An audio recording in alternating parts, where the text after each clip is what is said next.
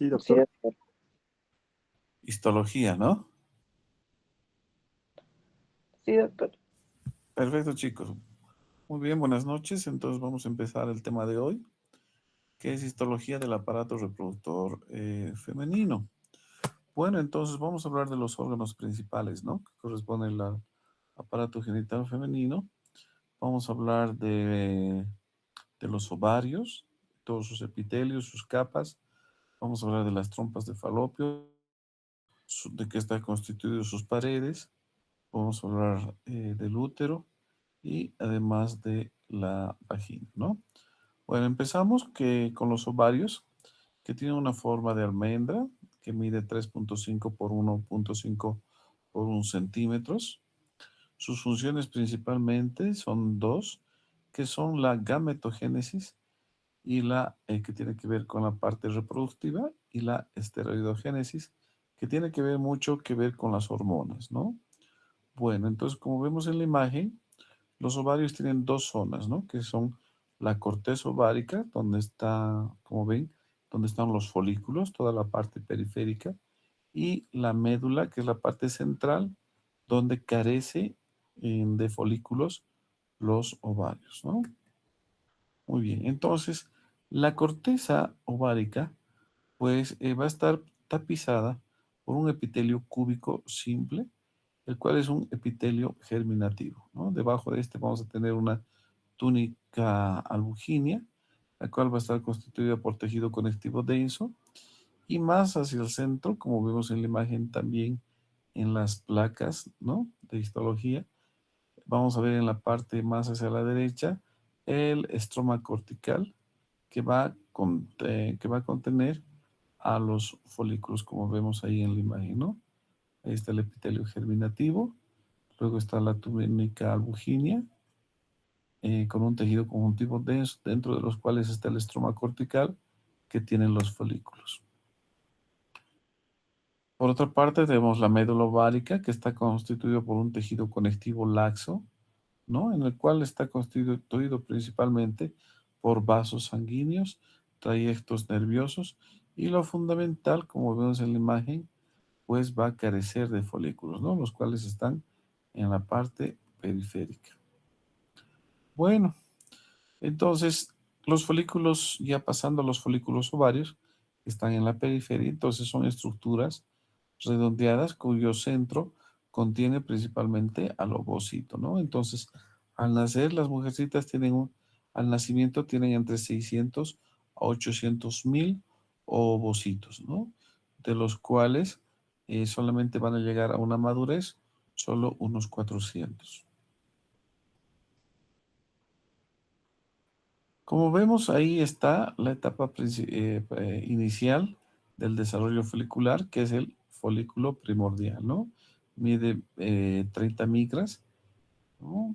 Está constituido principalmente por su periferia por células foliculares planas, luego tiene los fibroblastos y ahí están los cuerpos de Balbini, ¿no? Entonces, como vemos en la imagen, en la parte izquierda está en la parte central, la parte azul, que va a ser el ovocito, ¿no? Esta va a tener los organelos, como toda célula, retículo endoplásmico rugoso, las mitocondrias, los cuerpos de Balbiani, ahí están las láminas anulares, las células foliculares, ¿no? Ahí están las células del estroma, fundamental, la lámina basal, ¿no? Muy bien. Luego que se ha formado el folículo primordial, pues se va a formar ya un folículo primario unilaminar que va a estar rodeado por una sola capa de células cúbicas planas, ¿no?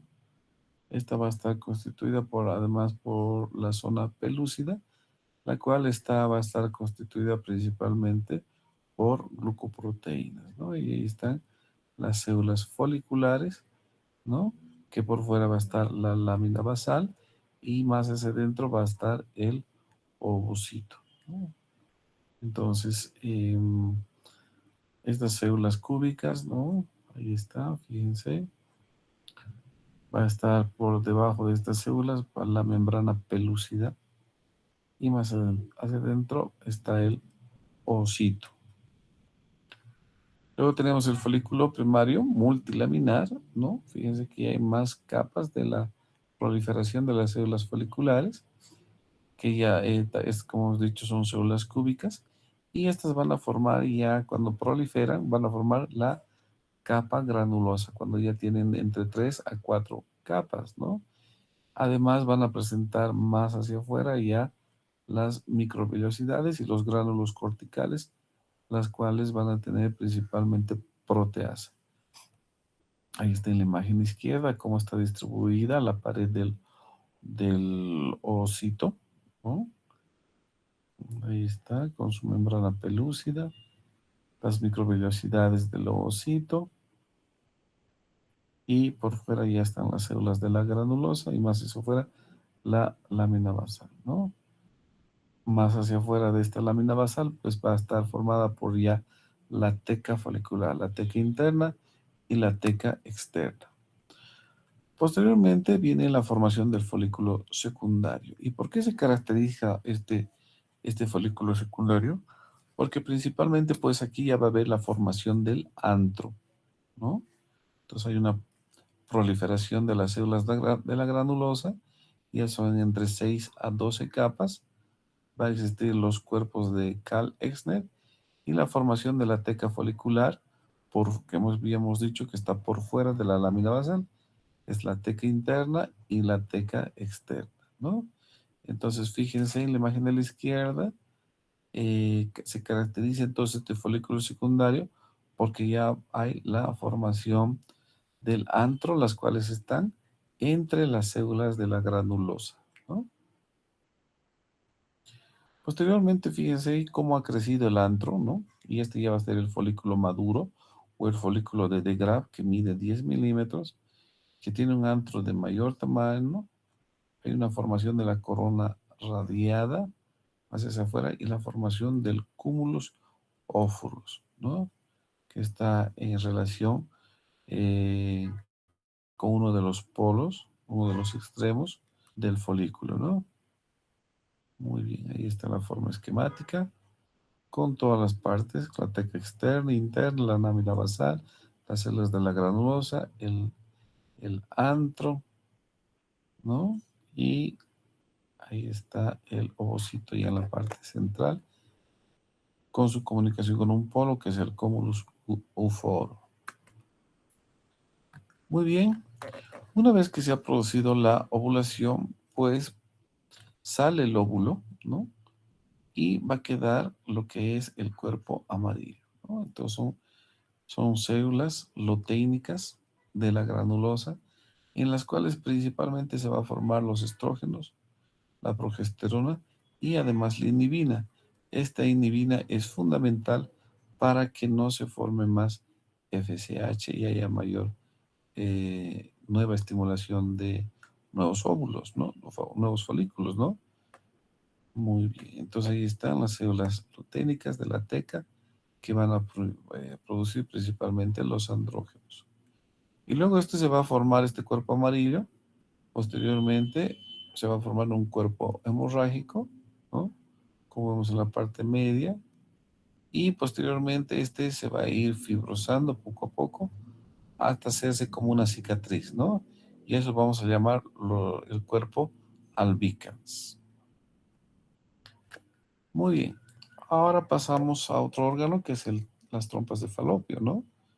Que va a conectar el ovario con el útero. Tiene 4 porciones: las fimbrias, el infundíbulo, la ampolla y el istmo, ¿no? Esas son las 4 porciones de las trompas de falopio. Su estructura, entonces, está constituida principalmente la parte interna, pues por la mucosa. Esta mucosa va a estar revestida por un epitelio cilíndrico simple que va a tener dos tipos de células, ¿no? Unas que son las intercalares o enclavo, que son las secretoras. Estas van a formar principalmente glucoproteínas que van a capacitar, cuya función es capacitar a los espermatozoides, y además, por otra parte, cuando ya se ha producido la fecundación, van a nutrir al huevo fecundado, ¿no? Estas son más numerosas a nivel de la ampolla y del istmo. Sabemos que la fecundación se produce en la ampolla, ¿no? Posteriormente va a haber otro tipo de células que son las células ciliadas, que son numerosas y están principalmente en el infundíbulo y la ampolla, ¿no? Entonces, gracias a estos cilios de estas células ciliadas, pues es que se produce el movimiento del huevo fecundado para que caiga al útero, ¿no? Luego tenemos la submucosa.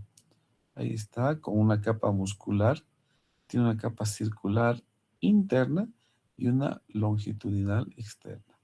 Esas son sus dos capas de la submucosa y esta va a estar recubierta por fuera por una serosa, ¿no? Ahí está viendo un corte, fíjense, un corte esquemático de la luz de la trompa, ¿no?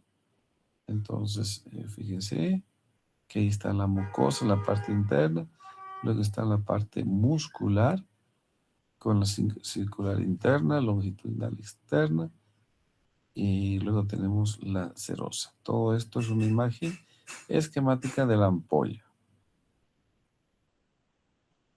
Y está entonces cómo está dispuesta la capa muscular, su longitudinal externa y la circular interna. Muy bien, pasamos al útero. El útero, pues ahí está el órgano con su cavidad, ¿no? Uterina, el fondo uterino, el cuello, su endometrio, miometrio y el perimetrio, ¿no? Ahí está, entonces la capa más interna, el endometrio, la capa muscular, el miometrio, y su parte que le recubre la serosa, el perimetrio. Muy bien, entonces el endometrio, fíjense, está en la parte interna, ¿no? Y va a recubrir al útero. Y la parte más externa, el perimetrio, está bien adherido a lo que es el miometrio. Ahora bien, fíjense el miometrio, que tiene mucha relación con los ligamentos de sostén del útero, como son el ligamento uterovárico, el ligamento redondo, el ligamento uterosacro, o los ligamentos de McEnroe, o los ligamentos cardinales, el ligamento pubocervical, ¿no? Entonces, este miometrio va a medir aproximadamente unos 2 centímetros de espesor, tiene fibras musculares lisas y tejido conjuntivo. Dentro de sus fibras musculares tenemos una capa externa longitudinal, una capa plexiforme en la parte media y una capa circular. Es muy importante reconocer, fíjense, que en la parte inferior del útero, en lo que va a ser el segmento, cuando la mujer está embarazada, pues este sector no va a tener la capa plexiforme, ¿no? Entonces, más que todo, tiene una capa circular, ¿no? Como vemos en la imagen. Entonces, es por eso que se realiza también la incisión en este sector, porque es menos vascularizado. Pero ahí están los tres haces entonces del miometrio: capa externa longitudinal, capa media plexiforme y la capa interna que es circular. Muy bien. Ahí estamos viendo entonces la imagen del endometrio, ¿no? Como es bien delgadito en la parte de menstruación y luego se va engrosando, ¿no? En la primera fase, la fase estrogénica, y en una segunda fase ya no hay tanta crecimiento del endometrio, más bien ya se vuelve una etapa secretora, ¿no? Como sabemos. Muy bien. Entonces, el epitelio del endometrio es un epitelio cilíndrico, simple, en la cual va a existir las glándulas endometriales que son tubulares, ¿no? Ahí está el estroma del tejido conjuntivo, y en la cual va a tener dos capas, ¿no? En la capa basal y la capa funcional. Esta capa basal, pues, va a tener las arterias arcadas, que van a dar damas rectas a la capa basal, y estas van a ir hacia la capa funcional, en la cual van a estar constituidas por las arterias tortuosas y además las arterias espiraladas, como vemos en la imagen, ¿no? Fíjense que la parte roja empieza de abajo arriba por una parte recta, son las arterias rectas, ¿no? Esa es la capa basal. Y en la capa funcional, pues vamos a ver ya arterias más tortuosas y además espiraladas que se van a ir en cada menstruación, ¿no? Ahí está, fíjense, la capa funcional con sus glándulas tubulares, el estroma, el epitelio cilíndrico, una reacción, esta parte tiene una reacción hormonal intensa porque se va a descamar, como sabemos, toda esta capa durante la menstruación, ¿no? Está la capa basal en relación con el miometrio. Entonces, fíjense, la capa basal está unida o en relación con el miometrio. Tiene una débil reacción estrogénica y sin reacción a la progesterona. El cervix uterino. Es muy importante esta parte para entender las patologías que vamos a avanzar cuando hablemos de cáncer de cuello uterino, ¿no? Ahí está, fíjense. El endocervix tiene un epitelio columnar, ¿no? Eso que quede claro, el endocervix. Que también podemos encontrar también epitelio cúbico, pero generalmente es un epitelio cilíndrico y como habíamos dicho está caracterizado porque tiene principalmente glándulas también. Y luego va a seguir una zona de transformación o lo que llamamos la unión escamo-columnar, ¿no? Y el exocervix que ya va a tener un epitelio plano, estratificado, no keratinizado, ¿no? Entonces ahí estamos viendo una imagen esquemática del exocervix con su estrato superficial, un estrato medio, un estrato basal, un estrato parabasal, la lámina basal, ¿no? Ahí están los tres estratos: basal, proliferación celular, un estrato medio, espinoso, donde está principalmente constituido por células que tienen bastante glucógeno en el citoplasma, y luego el estrato superficial, que tienen ya las células maduras, ¿no? Ahí está el endocervix con sus células cilíndricas, luego el estroma. Y por último pasamos pues a la vagina, ¿no? Ahí está la pared vaginal que va a tener una túnica mucosa, una parte muscular y una parte periférica que es la adventicia, ¿no? Entonces ahí estamos viendo las capas de la vagina.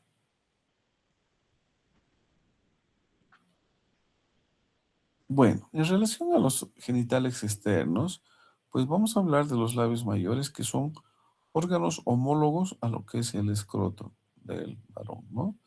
Este va a tener principalmente glándulas sudoríparas, apócrinas, sebáceas y tejido adiposo.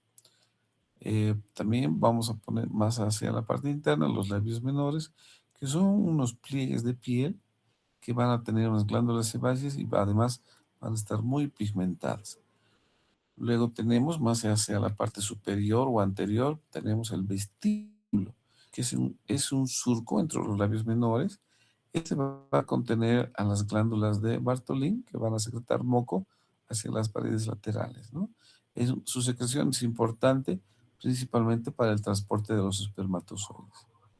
Luego tenemos el clítoris, que sabemos que es un pene rudimentario de tejido eréctil, trabeculado y constituido principalmente por tejido nervioso. Muy bien, ahora vamos a hablar de las glándulas mamarias. Como sabemos, es un engrosamiento de la piel. Este va a estar constituido por la areola, que va a tener a las glándulas de Montgomery, ¿no?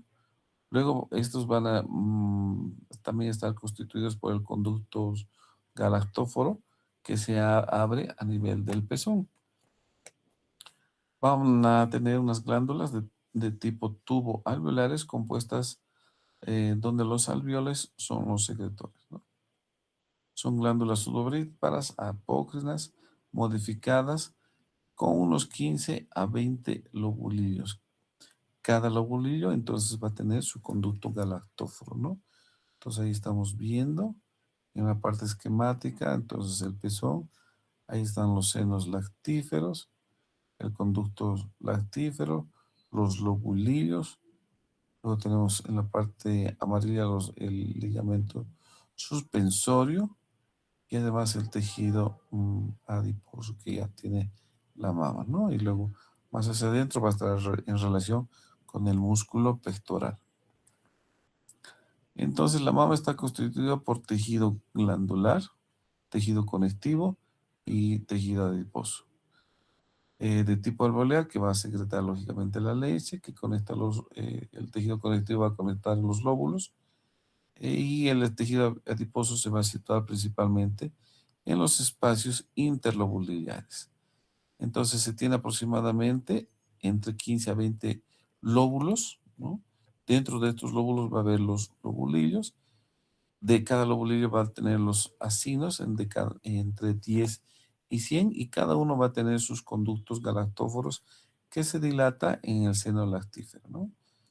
Todos van a estar en un tejido subcutáneo que envía tabiques del tejido conectivo hacia lo que va a ser el ligamento de Cooper, ¿no? Hacia la parte superior externa de cada mama. Ahí está, fíjense en la parte esquemática, ahí están los lóbulos, ¿no? Y cada ahí adentro están pues los acinos o alveolos, que tienen sus células secretoras, que están rodeadas estas por unas células mioepiteliales, que van a continuar además sus capilares sanguíneos. Ahí está en un corte histológico, como vemos, un epitelio cúbico, ¿no? Ahí están los alveolos mamarios, los lobulillos, los lóbulos mamarios. Muy bien. No sé si tienen alguna duda, pregunta. Este es un tema más que todo para conocer la parte histológica y funcional del aparato genital femenino y además de las glándulas mamarias, ¿no? ¿Alguien tiene alguna duda, pregunta? Bueno, si no hay preguntas, entonces gracias por su atención, chicos, y nos estamos viendo la siguiente semana para el siguiente tema. Gracias, chicos. Está bien, doctor, gracias. Gracias, gracias. Chao, chicos.